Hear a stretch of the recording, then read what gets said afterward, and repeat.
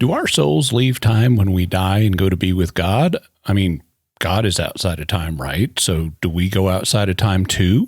And if we are outside of time, are we saints in heaven right now? Could you even ask yourself for your own intercession? And what about angels? Are they timeless too? Well, prepare for some surprises.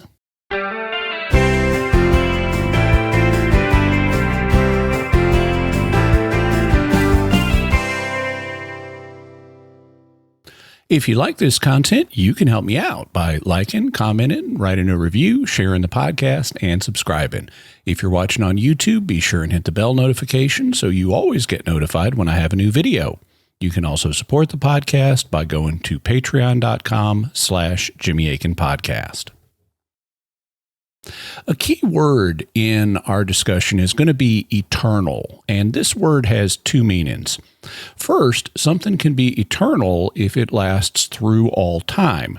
You could picture this as a ray that starts at a particular moment and then proceeds forward through all future moments, like an arrow pointing into the future. There are other ways you could imagine this arrow. It might point backwards in time, or it might point both forwards and backwards. But the key thing is that it represents an endless stretch of time, one moment after another, going on infinitely. When you have an unending sequence of time like that, people sometimes say that it's eternal. It goes on for eternity. They also sometimes say it's everlasting. But there's an even greater type of eternity, which is not being part of time at all. You could picture this as a single point next to a line or arrow that represents time. Each point on the line is a different moment in time, but there's also a point that is not part of the line, that is by itself. This moment is also said to be eternal because it's not part of time. It's non-temporal or atemporal. We'll call this type 1 eternity because it's the greatest form of eternity, not being part of time at all. And we'll call the other type 2 eternity because it's a lesser form, just an endless stretch of time. Both type 1 and type 2 eternity will play a role in our discussion. In the early church, there was a philosopher and martyr named Boethius. He denounced corruption among political officials in the Ostrogothic kingdom, which got him locked up, tortured, and eventually martyred. While he was in jail, though, he wrote a book called The Consolation of Philosophy, which gave Christian circles the classic definition of eternity as it applies to God. Boethius wrote, "Eternity is a simultaneously total and perfect possession of an interminable life." One of the things you'll note about this definition is that it involves the possession of an interminable or endless life. That sounds like type 2 eternity, which involves an infinite stretch of time or life, but there's something else in Boethius's definition. He says eternity is not just the possession of limitless life, it's the simultaneous possession of it. In other words, there is no succession from one moment to another. It's all happening at once. It's simultaneous. Another translation of Boethius puts it this way: eternity is the possession of endless life, whole and perfect, at a single moment. This makes it clear that we're not talking about type 2 eternity, which is like a line. Instead, we're talking about type 1 eternity, which is like a point. God thus lives in an eternal now, where time does not pass from moment to moment. If you think about that eternal now as a point, it's not on the line of time at all. But our mental pictures can be a little misleading. If you imagine a point sitting next to a line, the point is still closer to one part of the line than it is to other parts. You might think of the part of the line that is closest to the point as the present, while those that are farther away are the past and the future. This is not how it works for God. As the Catechism of the Catholic Church says, to God, all moments of time are present in their immediacy. So the past, the present, and the future are all equally real, equally close to God. You might think about this as God existing at his single point of the eternal now, with time bending around that point like a circle. So the past, the present, and the future are all equally close to him. Of course, the future is infinite, and we can't really draw an infinite circle around a point, but it's a helpful image. In fact, Boethius pictured time as a circle that has God and his eternity as its center. In any event, Boethius understood God's eternity to be type 1, as a point that's not on the line of time. It's not just Boethius who held this, it's also the church. Boethius's definition of eternity became the standard one in Christian circles. Therefore, this is what it meant when, in 1215, the Fourth Lateran Council stated that we firmly believe and confess without reservation that there is only one true God, eternal, infinite, and unchangeable. So, reading the council in terms of what the word meant at the time, it confessed that God has type 1 eternity. He's fundamentally outside of time. And that's the understanding of the church today. In 1985, Pope St. John Paul II taught, because God cannot not be, he cannot have beginning or end nor a succession of moments in the only and infinite act of his existence. Right reason and revelation wonderfully converge on this point. Being God, absolute fullness of being, his eternity, inscribed in the terminology of being, must be understood as the indivisible, perfect, and simultaneous possession of an unending life, and therefore as the attribute of being absolutely beyond time. So God's eternity must be understood as being absolutely beyond time. But what about our eternity? We're obviously inside of time now, but do we leave time when we go to be with God? Some people think so. The idea seems to be based on reasoning that goes something like this. God is outside of time. God is in heaven. When we die, we go into heaven. Therefore, when we die, we go outside of time. But we need to be careful here because that's not a formally valid argument. Consider this parallel.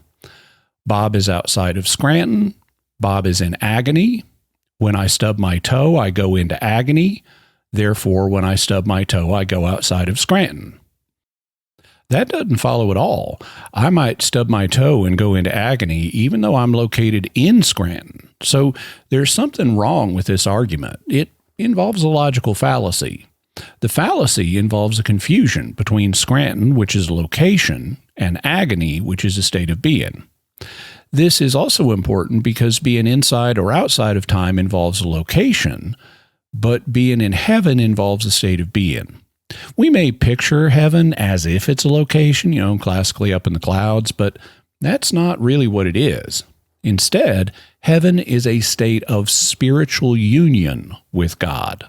Thus, John Paul II taught, in the context of Revelation, we know that the heaven or happiness in which we will find ourselves is neither an abstraction nor a physical place in the clouds, but a living, personal relationship with the Holy Trinity. Similarly, the Catechism of the Catholic Church says, this perfect life with the Most Holy Trinity, this communion of life and love with the Trinity, with the Virgin Mary, the angels, and all the blessed, is called heaven. Heaven is the ultimate end and fulfillment of the deepest human longings, the state of supreme definitive happiness. So heaven is a living personal relationship with the Holy Trinity and the state of supreme definitive happiness. This means that you can be in heaven whether or not you're inside or outside of time. God is outside of time, but he is supremely happy, and so he's in heaven. And when we are in full spiritual union with God, we are in heaven even though we remain in time. That's why in the book of Revelation, John says, "Then I saw a new heaven and a new earth, for the first heaven and the first earth had passed away. And I saw the holy city, New Jerusalem, coming down out of heaven from God, prepared as a bride adorned for her husband. And I heard a loud voice from the throne saying, Behold, the dwelling place of God is with man. He will dwell with them, and they will be his people, and God himself will be with them as their God. So Revelation depicts mankind as living on the new earth. The city of New Jerusalem comes down out of heaven to mankind, and we're told that the dwelling place of God is with man. But God doesn't literally dwell in a physical location, yet he will be in full spiritual union with people as they live on the new earth. This means that we don't leave time when we enter full spiritual union with God, and this is something that the church has been explicit about. God may have type 1 eternity or true timelessness, but we don't. We have type 2 eternity or everlastingness. We come into being at a certain point in time, but because we are ultimately immortal, we will have no end. Because of death, we may not be in our bodies for a period, for a time, but eventually we will be reunited with them and experience the eternal order. Both Scripture and standard Catholic teaching depict us as undergoing a sequence of states across our existence. First, we come into existence, then we live our lives, then we die, then we are judged at the particular judgment, then we are purified in purgatory if we need to be. Then, when our purification is finished, we have the unalloyed happiness of heaven. Then we're reunited with our bodies. Then we experience the general judgment where we're judged in body and soul. And then we experience the eternal order. That's a definite sequence, much of which happens after death, implying a sequentiality that occurs after our deaths. For there to be a sequence, there must be something separating the elements of the sequence, something that keeps them from all happening at once. That means that there is either time or something analogous to time in the afterlife. That doesn't mean that it works exactly the same way time works here on earth. Various medieval philosophers like St. Albert the Great and St. Thomas Aquinas speculated that we might experience time differently than the way we experience it now, and they referred to this altered mode of existence as avum, or aviternity, but it was still a form of time. More recently, physicists have speculated that there may be more than one dimension of time. We're used to experiencing one dimension of time that stretches into the future, but we're also used to experiencing three physical dimensions, height, width, and length. So there's no conceptual reason why there can't be more than one dimension of time. Maybe there are two or three or more. We just don't experience them in this life. But there has to be something separating the different stages of our journey in the afterlife, and so there has to be some form of time. It may be exactly the way we experience it here. It may be an alternate experience like the medieval idea of aviternity, or it may be something even more complex as with modern physics, but it has to exist.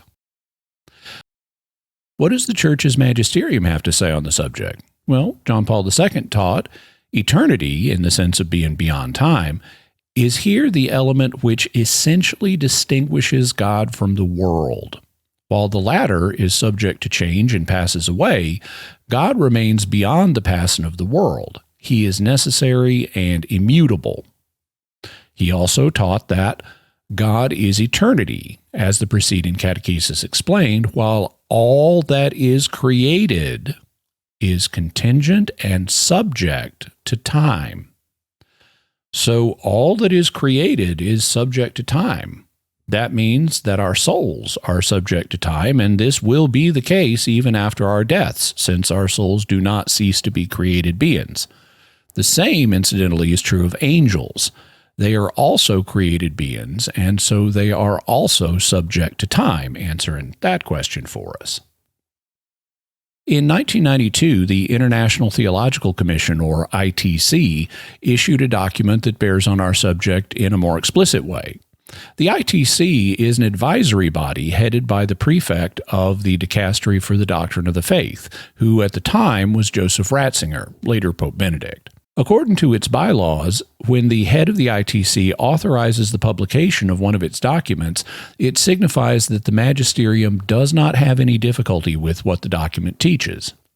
In this case, Cardinal Joseph Ratzinger authorized the publication of a document that stated, Some theologians, and here it's referring to modernist theologians, seek a solution in so-called atemporalism.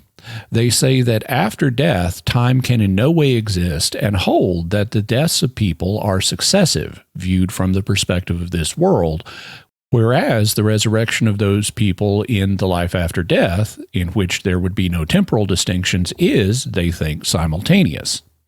But this attempted atemporalism, according to which successive individual deaths would coincide with a simultaneous collective resurrection, implies recourse to a philosophy of time quite foreign to biblical thought.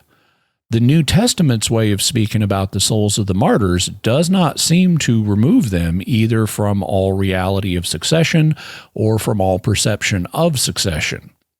Similarly, if time should have no meaning after death, not even in some way merely analogous with its terrestrial meaning, it would be difficult to understand why Paul used formulas referring to the future in speaking about their resurrection when responding to the Thessalonians who were asking about the fate of the dead.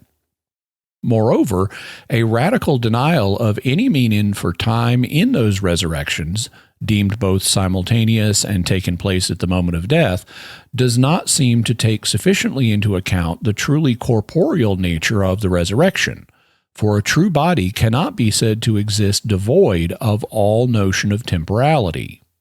Even the souls of the blessed, since they are in communion with the Christ who has been raised in a bodily way, cannot be thought of without any connection with time.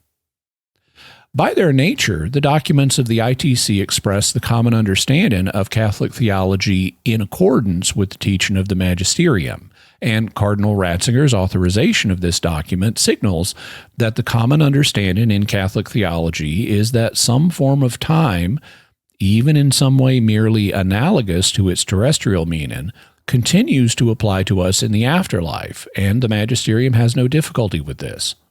Joseph Ratzinger said the same things in his own writings, such as in his book Eschatology, which he wrote when he was still a theology professor. Catholic theology thus does not hold that we leave time upon our deaths. In fact, it would be difficult to hold that we do so, given the reasons that the ITC cites. So, while we do indeed have eternal souls, and while God is eternal in the sense of being completely beyond time, the Church does not understand our souls to be eternal or atemporal in the way God is. God has type 1 eternity, and we have type 2. This gives us a framework for answering our remaining questions, like, are you currently a saint in heaven? Well, your future self may be a saint, but your future is not now. Therefore, on the face of it, you would not be a saint in heaven now. However, strictly speaking, we don't know how time works in the afterlife. We know it exists, but we don't know how it works. It's possible that it might involve more than one temporal dimension, or it might incorporate time travel, which is something Einstein's field equations say is theoretically possible. If something like time travel happens in heaven, then technically, yes, you could be in heaven now, but I wouldn't count on that because the idea of time travel in heaven is totally speculative and we have no evidence supporting it. But can you ask your saintly self to pray to God for you? Here comes a twist, because the answer is yes, and it doesn't matter whether you're in heaven now or not. In fact, people ask their future selves to pray for them all the time, even in this life. For example, you might leave your future self a note that says, "Don't forget to pray tonight," or you might set an alarm or some other kind of reminder to prompt your future self to pray just a few hours from now. There is thus no reason why you can't ask your future sainted self to pray for you. All the future sainted version of you has to do is remember to pray, and I'm pretty sure that in heaven we'll have perfect memories. Also, theologians like Aquinas commonly held that the way saints know about our prayers is that God tells them. He tells them anything they would want to know about, including our prayer requests. So if Saint you forgets to pray, God can remind you. And God can respond to your future prayers and help you out right now. Remember, God is outside of time, and the past, the present, and the future are all equally real to him.